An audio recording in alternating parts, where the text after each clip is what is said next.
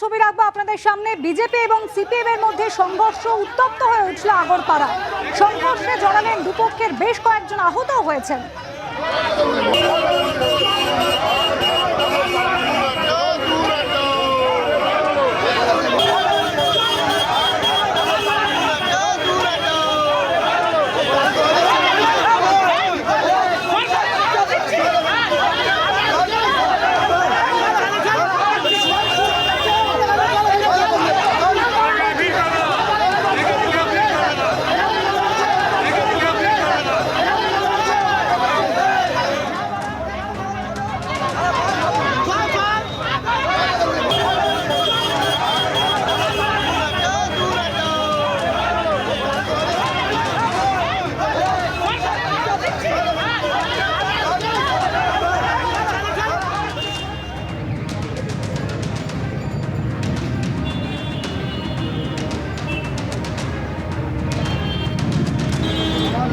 তোরা ফেসবুকে থেকে যা, আজকে সকাল 7টা থেকে বাজতো প্রতিটা চ্যানেলে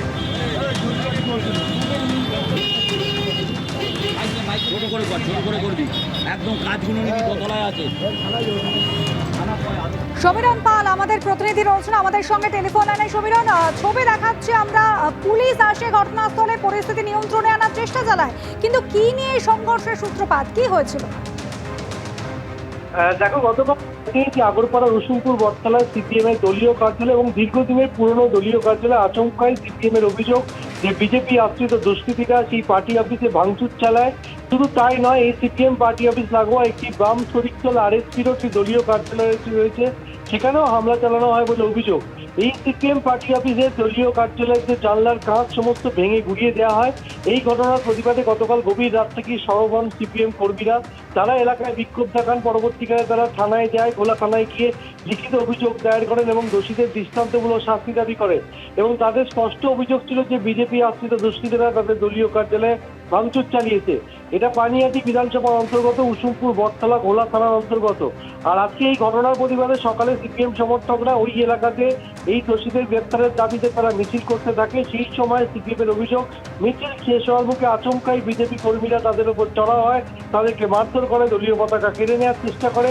সেই সময় দুপক্ষের মধ্যে সংঘর্ষ শুরু হয়ে যায়।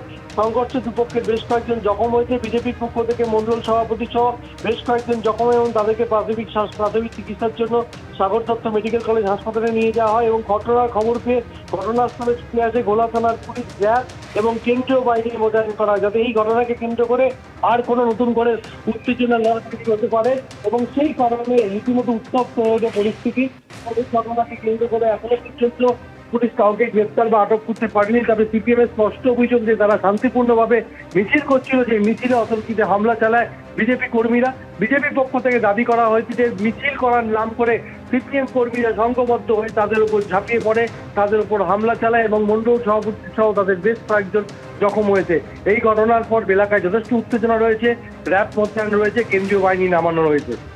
ধন্যবাদ সমীরণ।